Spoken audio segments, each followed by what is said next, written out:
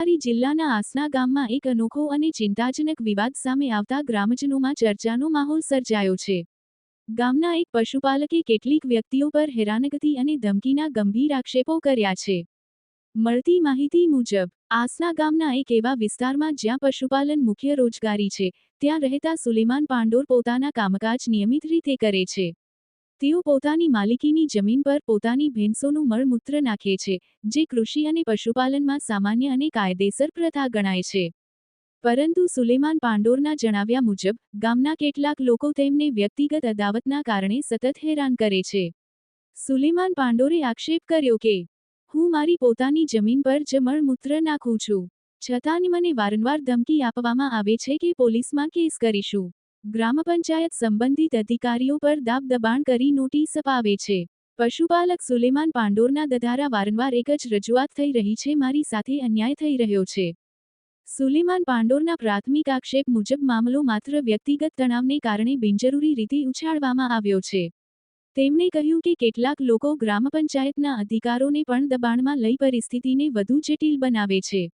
આ વિવાદને લઈને ગામમાં ચર્ચાનો માહોલ સર્જાયો છે. સામાન્ય કૃષિ અને પશુપાલનની પ્રથાને લઈને ઊભા થયેલા આવા પ્રશ્નો ગામના શાંતિસભર વાતાવરણને અસર કરતા જોવા મળી રહ્યા છે. હનીફ મંસૂર, ન્યૂઝ 14, નવસારી.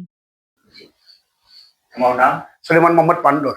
જી, તમને કઈ વાતની તકલીફ છે? અમારા બાજુમાં જે સબ્જી ખાલેક મુલ્લા વારે ઘરે અરજી કર્યા કરે ને મારા પોતાના માલિકને એમાં ઉકળો છે ને મારા ઢોરનો જે છાણ મોટર ને જે અમે નાખીએ એના માટે એ લોકો કાયમ અરજી કર્યા કરે. ને એ લોકો આવાસના ઘર બનેલા 12x24ના ને એ લોકો વડીના પાછળ આવેલા છે.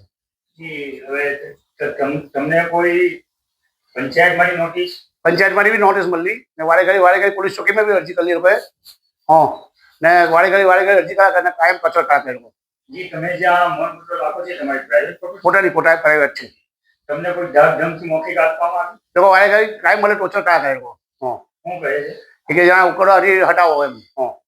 કેટલા વર્ષથી છે? ઉકળતા આજે કઈ વર્ષોથી છે એટલે. હા. બીજી કોઈ બાબતમાં?